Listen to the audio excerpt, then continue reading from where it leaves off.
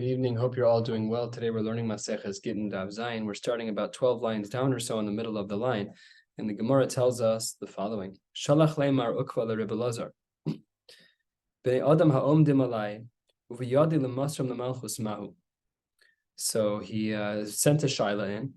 Mar Ukva sent a shaila to Rebbe Lazar and said, these people are pestering me like crazy. Halachically speaking, I probably have the capacity to be moser on them, to give them over to the government. But he wanted to ask a shaila before he did that. So he said, Mahu. So Rebbe Lazar sirtate. He took a piece of cloth and he was sirtate. Remember, we were talking yesterday about sirtud, which is cutting into the parchment a little bit, just etching into the parchment so that when psukim are written, they're written neatly. And sirtate, because of lay, and he wrote a pasuk from Tehillim, Amarti Eshmer Darki Mechato Belashoni Eshmer Lefi Machsom Beod Rasha Lenegdi. And this pshat in this pasuk basically is Afal Pisha Rasha Lenegdi. Even though there is a Rasha that is opposing me, someone who's really bothering me, Eshmer Lefi Machsom. We really should try and not do this. So try not to be Moser. That's what Rabbi Lazar said back to Mar Ukva.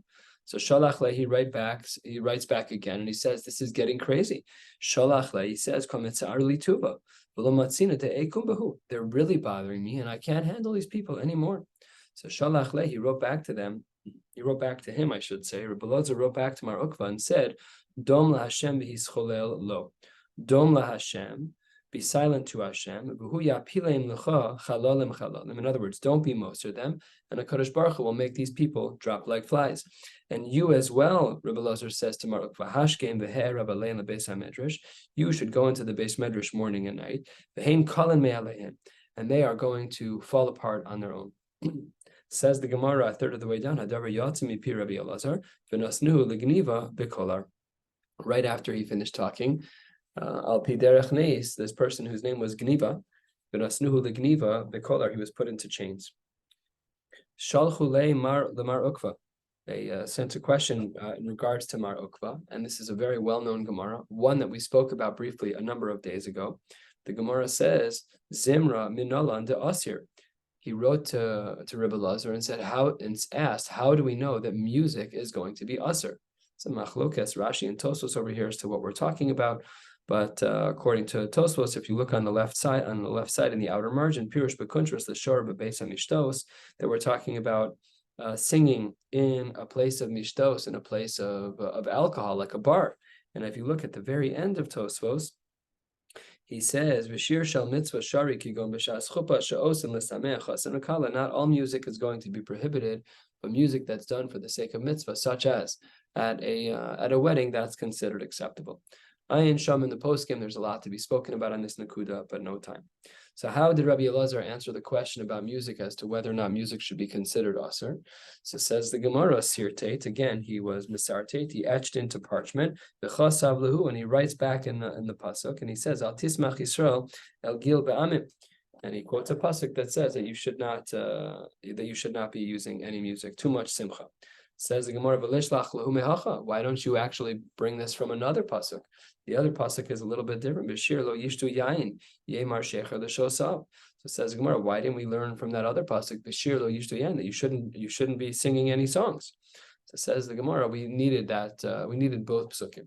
Yimehahi, halfway down. Even if I only had that second pasuk of B'shir lo yishtu yain, havamina hani mili zimra demona, I might have thought that was only talking about singing with instruments, aval de puma shari, but a cappella singing only with voices, I might have assumed would have been permissible. Kamash malan, that when the Gemara says zimra minala and aser, we're not only talking about music with instruments, we're also talking about singing even without instruments. So that's Omer Dorsheni in regards to some of the modern day psukim. As mentioned, Moshe Feinstein was makbid to sing only that which was in the bencher. Of course, obviously, other postgame have different interpretations of this Gemara because we have kumzitzin all the time and we sing all the time at our Shabbos tables. And for us, it's actually a tremendous ruchnius. It's an aliyah for many of us. And maybe that's the heter that we find in Tosfos, that if it's for a simcha, like for a wedding, if it's shiur shel mitzvah, which is the language of the Balei Tosfos, perhaps that could be expanded to say shiur shel mitzvah for other things as well. The Gemara says, Amarle Rav Huna bar Nasa on the Rav Ashi. My dichsi, what does the pasuk mean when it says Kina v'dimona ve'ad ada? This is a pasuk in Yoshua referencing 3 locations in Eretz Yisrael. Amarle mas v'sot Eretz Yisrael kachashiv. It's just listing off 3 cities that are in Eretz Yisrael. Says the Gemara, Amarle atu ana lo yadana de misavsa de Eretz Yisrael. You don't think I know that these are cities in Eretz Yisrael? I live there. That's like living in our neighborhood and saying that's West Rogers Park and Peterson Park and Lincolnwood. Everybody knows that that's what it's called. So why would the Psukim specify these particular things? It says the Gemara, Eretz Yisrael kachashiv. You don't think that I know that these are parts of Eretz Yisrael? Ella, last short line, the Gemara says that really there's a play on words here. The words are kina, v'dimona, v'ad ada, and the Gemara explains them as follows. Ella Rav Gavia me Argiza Amar, he said, but Amar Bataima, Kol sheyesh lo kina, that's the play on words of kina with a hey from the pasuk. Anyone who has anger or jealousy, al chavero, vidomim, and that's a reference to the part of the pasuk of vidimona, and he's silent. Shochin adeyad, the one who dwells forever, which is a Kodesh Baruch Hu, oselodin, will punish the other person who's causing you problems. This is connecting back to the earlier part of the Gemara, where Mar Ukva was saying that somebody was really bothering him a lot. And the Gemara says, based on this play of words, that if you have kina, then you are domain, then a Kodesh Baruch Hu is the adei is ad ada, that the adei is going to take care of you. Don't worry about it. Amar le elameata. If that's true, we have another set of psukim tziklag umidamna v'sansana hachanami. Maybe we can say that there's a pshat in those psukim as well. Amar le ihava Rav Gavia mibe'ar giza hacha. Had he still been alive, Hava Omar Bataima, he would have given a rationale as to why these psukim were listed. Says the Gemara, 3 lines into the wine lines of Achami Bechoza Amar Bahachi. He explained this pasuk as follows: the pasuk of Tziklag Umedamna Besansana. What did he say? So says the Gemara, Kol Mi Sheyesh Lo Tzakas Legima. Anyone who has a scream of legima al chavero, a concern about his friend, vidomim, and he's silent, shochein b'sneh, the one who delves in the bush, oselodin. So same idea. When you show self-discipline in a case scenario where you're upset about something or that someone did, and you bite your lip and you don't do anything. So the Gemara says twice over that a Kadosh Baruch Hu will take care of you, and the silence earns you your reward. Amar le reish kelusa le Rav Huna. The Reish Kelusa says to Rav Huna, and this is something we learned about in the end of Maseches Sota, Kilila minalan de asir. There was a particular kind of wreath, a type of head covering that Chassanim would wear, and we learned at the end of the Gemara in Sota that it's not allowed. So Amar le midrabanan, it's a rabbinic injunction, ditnan, and we learned this at the end of Sota, bepulmus shel Aspasinus, that in regards to the final invasion of Vespasian, Gazra al Atros Chassanim, Vial Ha'irus, that there was a restriction on the Chassanim wearing these wreaths, and al Ha'irus, and Irus was a type of instrument, that those are no longer allowed to be used. Adahachi, right after this happened, Kam Rav Huna le'afnuye. Rav Huna got up, he had to go to the men's room, so he walked away. Amar le Rav Chizda, Kruksiv, I don't understand what you're talking about. It's not just midrabanan. This idea is bigger than that. Ko amar Hashem Elokim, haser hamitznefes v'harei matara. That we see over here a link between the mitznefes of the Kohen and the atara of a chasen. Zos lo zos. We'll see what those words mean later. Hashvela hagvoa, hashvela higba v'hagvoa hishpil. So that's what the Gemara says is the source as to how we know that really there's something even more than a din d'Rabbanan in regards to the Chassanim not wearing the klila, not wearing this particular hat. Why does the pasuk say the word mitznefes and atara? Mitznefes is worn by the Kohen, and the atara is worn by a chassan. So says the Gemara, Elalo marlach, Bizman shemitznefes barosh Kohen gadol, atara barosh kol adam. That when we have a Kohen gadol and he's wearing the mitznefes, so then a chassan can wear an atara. But nistalka mitznefes merosh Kohen gadol, nistalka atara merosh kol adam. So then that's what the Gemara says, is that we seem to have a very strong source, not just midrabanan. This Gemara is a little bit challenging because it is trying to bring a text proof from a pasuk in Yechezkel to show us that really the din of not wearing a kalila is a din that is tied directly into whether or not there's a Kohen Gadol wearing a mitznefes. And that leaves an implication that it's deoraisa, even though the pasuk itself is from Nevi'im and Ksuvim, and Divrei Torah, Divrei Kabbalah, Lo Yalfinan. We don't typically assume that. Could just be that the assumption of the pasuk is that there's an intrinsic tie between a mitznefes and the atara, and therefore it's deoraisa. And adahachi asa Rav Huna, that's when Rav Huna got back from the bathroom, and ashkechinhu dahava yasve, and he saw that they were sitting and they were talking about this pasuk. Amrlehu Elokim, what are you talking about? You're leaving this implication that a chassan is not allowed to wear a klila midoraisa. So that's not true. It's midirabanan. Ela chizda shimcha, your name is chizda, v'chasdayin milech, and your words are very kind. In other words, it's a beautiful vort, what you're saying, but it's not ladina. What that means is as follows. There is a restriction on chassanim to wear this kalila. We spoke about this earlier, and he is not allowed to wear it when there's no Beis Hamikdash, but it's only a din derabanan and not a din deoraisa. The Gemara says 3/4 of the way down, about 15 lines from the bottom of the page on Zayin and Aleph, Ashkeche lemar bar Ravashi, to have a gadol kalila livrate. He had prepared a kalila for his daughter. So that's not a boy. We were talking about the boy wearing a wreath, the groom wearing a wreath, and that's not this. This is a daughter. Don't you believe in the link between what we said earlier, that if there's no Kohen wearing a mitznefes, then no chasanim and or kalas can wear the wreath on their head, this particular hat. That's not true. The only restriction on the kalila was for a groom, but it wasn't for a bride, and therefore he was allowed to make the kalila for the daughter, just not for a son. Says the Gemara, my zos lo zos. What did the pasuk mean when it said this, not this? If you look back in the pasuk by Yechezkel, 5 lines up, it says haser hamitznefes v'hareim ha'atara zos lo zos. So says the Gemara, Darash Rabbi Vira, Zimnin Amar le Mishmei de Rav Ami v'Zimnin Amar le Mishmei de Rav Asi. We're not sure who the author was, but Rav Avira was quoting either from Rav Ami or from Rav Asi, and he says, B'shasha Amar HaKadosh Baruch Hu leYisrael hatzer hamitznefes v'hareim ha'atara.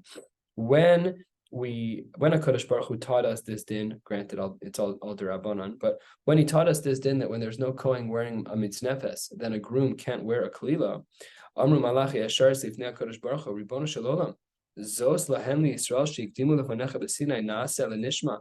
This that the Jewish people were given Har Sinai, they said naaseh lenishma before you. Amar lahen lo zos. You're going to tell them that they can't wear this. Lo zos lahem Yisrael. He says that should not be the case. Lo zos lahem, that you're going to say lo zos. Period. So says the Gemara. No, it's the opposite. Yisrael sheikdimu lefanecha b'Sinai. Sorry, I just lost the line here. Let's just read it again and make sure we are clear. My apologies. The Gemara says, Ribono Shel Olam, 7 lines from the bottom. Zos lahem Yisrael sheikdimu lefanecha b'Sinai naaseh lenishma. This that the Jewish people said before you at Har Sinai naaseh lenishma. Amar lahen lo zos lahem Yisrael sheishpilu es hagavah v'higbiu es hashafel v'hamidu tzelem b'heichal. Yeah, we are going to give them that consequence that they have to have limitations because they did something wrong. They lowered that which is great. They brought a tzelem into the heichal. So that's zos lo zos, and the subtext of the conversation works like this: Zos, is this how you're going to treat them? Kodesh Baruch Hu says, lo zos, isn't this how I'm going to treat them? They did something wrong, so yeah, they deserve a slap on the wrist. Darash Rabbi Vira, 6 lines from the bottom. Zimnin Amar le Mishmei de Rav Ami v'Zimnin Amar le Mishmei de Rav Asi. Sometimes he said this in the name of Rav Ami and sometimes in the name of Rav Asi. Darash Rabbi Vira, what did he say? Mai dechsiv ko amar Hashem im shleimim v'chein rabim. If they are just full, or if they have even more, we'll soon see this is talking about giving tzedakah. V'chein nagozu v'avar v'gomer. We'll learn about that in a minute. If you see a person whose finances are very exacting, he's shalom, he has what he needs, but it's very exacting, he should definitely try and still give tzedakah. All the more so he should give tzedakah when there's merubin, when there's excess money to be given out. What does that pasuk mean? Tana de Rabbi Shmuel.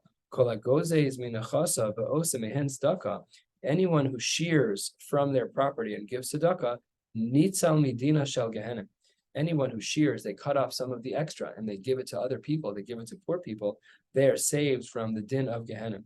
And says the Gemara, mashal l'shtei rechelos shahiu ovros b'mayim. There were 2 sheep who were trying to cross through the water. Achas gezuza, ve'achas ena gezuza. One of them is shorn, and the hair is very short, and therefore it doesn't absorb a lot. And one of them wasn't shorn, and it had very, very long hair and does absorb a lot. So it says the Gemara, Gzuza Avra. The one which had very short hair is able to make it through the waters, but Vishaena Gzuza, Lo Avra. The one that didn't cut off all of its hair, so then that particular sheep is not going to make it through the water. And this is a mashal to teach us that we should make sure to cut off a little bit of the excess. The more we minimize our properties and give some of it to tzedakah, the better off it will be for us in regards to Dina Shel Gehenna. Turning to the top of Zayin Amid Beis, the Gemara says, "V'nisicha." This is a pasuk in Nachum. What does this mean? Amar Mar Zutra, on the same topic of tzedakah, afilu anis hamis parnes min tzedakah yaset tzedakah. That a person who is even being fed from tzedakah, they too should make sure that they're still giving some tzedakah. Lo e'emcha od. What does that mean? Tani Rabbi Yosef shuv ein marin lo simane anius. That if a person is going to give tzedakah, so then they should hopefully be blessed by not seeing any more signs of being poor. Rabbi Huda Amar Rekem the Mizrach. What does this Gemara mean? We know that our Mishnah spoke about the borders of Eretz Yisrael as it relates to Gittin, and it said that Rekem was a city to the east, and Rekem was like Chutz La'aretz. Lememra, this implies that Akko Litzmona de Eretz Yisrael Kaima, that Akko is north of Eretz Yisrael, but that's a problem. Although that does seem very clear from our Mishnah, that's still a problem. Uraminhu, why? Because we see if a person's walking from Akko to Chziv, we will see in a moment that we know that they're walking north. And Akko was one of the northernmost cities of Eretz Yisrael. If you're going from Akko to Chziv, and Mimino leMizrach, you're right, which is the east, which means that you're walking north. If I'm here in Akko, and this is Chziv, if I'm walking up, then Mizrach is going to be to my right, which means that Chziv is a city that's further north than Akko.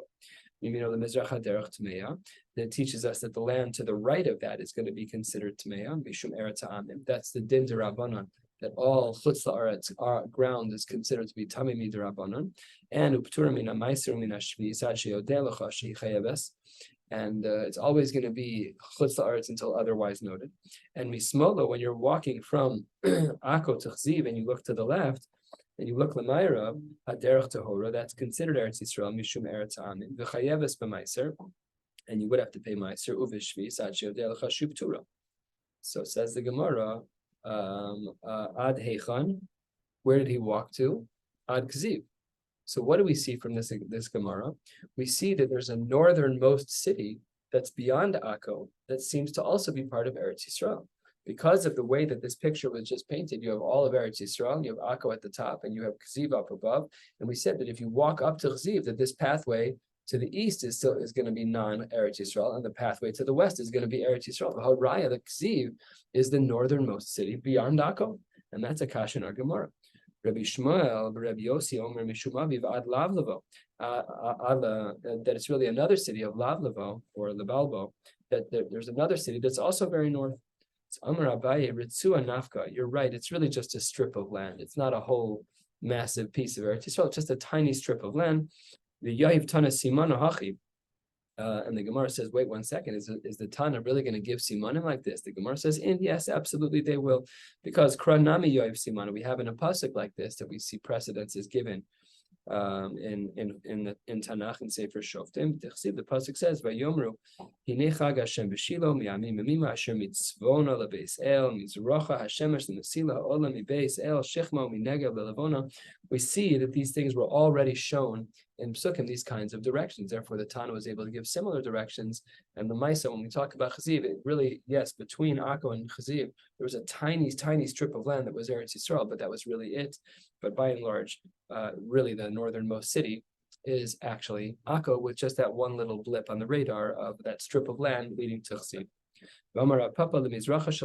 Going to the east of that pathway, Tani Chada, according to one, maybe get. We were only talking about to the east of there. The Gemara now turns gears into a ship and wants to know about the din of a ship that's on its way to Eretz Yisrael, if that applies to Befanai Nechtam or Befanai Nechtam or not. Tanachada, maybe get besvina can maybe be Eretz Yisrael. According to one, if someone brings a get from a ship, it's as if they're bringing it in Eretz Yisrael, and therefore no Befanai Nechtam or Befanai Nechtam. The Tanya Idach, another brisa writes, can maybe bechul. When you're on a ship it is as though you're in Chutz La'aretz, and then the shliach will have to say B'fanei nechta v'b'fanei nechta. Amar Rav Yirmiyah lo kashya ha'Rav Yehuda ha'Rabbanan. This machlokes of whether or not a ship is considered Chutz La'aretz or Eretz Yisrael as it relates to Gittin is seemingly a machlokes between Rav Yehuda and the Rabbanan. Ditnan, it's actually the Tanya. The Brisa writes, Afar Chutz La'aretz haba b'sfina le'Eretz Yisrael. If you have the dirt of Chutz La'aretz that's on a boat to Eretz Yisrael, then anything that grows out of there is chayav b'maiser u'b'shvius. That's the Tanakama, that's the Rabbanan. Amar Rav Yehuda, Emasai. When is this true? Bisman she'asfina gosheshes. That's only true when the bottom of the boat is touching the ground of Eretz Yisrael. Aval ein hasfina gosheshes. But if the boat is floating in water and not touching the ground, so then pater, then all of the dirt from Chutz La'aretz that's on that boat is still like dirt of Chutz La'aretz, and the food that grows out of there would not be chayav in anything that's shaykh to Eretz Yisrael. Abai Amar a different answer. He says no. Ha veha, both of these brisas are Reb Yehudahi v'lo kasha. Kan bizman she'ein hasfina gosheshes, kan bizman she'asfina gosheshes. It's all Reb Yehuda, and Reb Yehuda just wants to know if the boat is stuck in some of the dirt. Amar of Zera, Atzitz Nakuv, Hamunach al Gabe Yasedos, Banu Lemachlokes Rabbi Yehuda v'Rabbanan. Reb Zera says that in regards to an Atzitz Nakuv, which is a flower pot that has a hole in it, which is resting on top of pegs, and there's air separating from the pot to the ground. So again, there's a pot here in my hand, but there's a hole in the bottom of the pot. So air from the ground is able to give us nutrients, but there's a space. So here's the ground, here's the pot, and there's air between them. And the Atzitz Nakuv has a hole in it. That is the Machlokas, says Reb Zera of Rabbi Yehuda and the Rabbanan. So Amar Rava, that's not necessarily true. Dil Malohi, perhaps these two cases are really not comparable. Perhaps we cannot compare the case of Atzitz Nakuv to the case of the boats. Why not? Dil Malohi. Perhaps we should say that Ad Kan Lo Kam Rabbi Yehuda Hasam Ela B'Sfina. And the boat is very different than the case of Atzitz Nakuv, because the Sfina, as it says on the top of Chesem and Aleph, is Asuya Livroach. That's portable. Aval Atzitz She'eno Asuya Livroach Lo. Perhaps the halachos would be different by a flower pot, which is really not meant to be moved. Inami, we could flip around the argument for another reason to assume that there's no link between the case of the boat and the case of Atzitz Nakuv. Inami Ad Kan Lo Ka'amri Rabbanon Hasam Ela B'Sfina Delo Mifsak Avira Demaya. Delo Mifsak Avira Demaya Ki Aras Michtadamya. Perhaps we can say that the water is touching the boat is touching the dirt, and really everything is connected to the ground. Aval Atzitz, but when it comes to the flower pot that's hovering over the ground, Demafsik Avira, lo, perhaps we would not say that. And therefore, the Gemara rejects the comparison between the case of Atzitz Nakuv and the case of the boat. Either way, it does seem so far that there is a machlokes in Brisas, and we answered according to Rabbi Yehuda that if the boat is touching the ground, then we assume it's like Eretz Yisrael, and the shliach will not say b'fanei nechta v'b'fanei nechta. And if the boat is floating and it's not touching the ground at all, so then it's Chutz La'aretz, and you would say b'fanei nechta v'b'fanei nechta. We'll stop right here, and Yirtzeh Hashem will pick up again in person tomorrow. Wishing you all a beautiful day.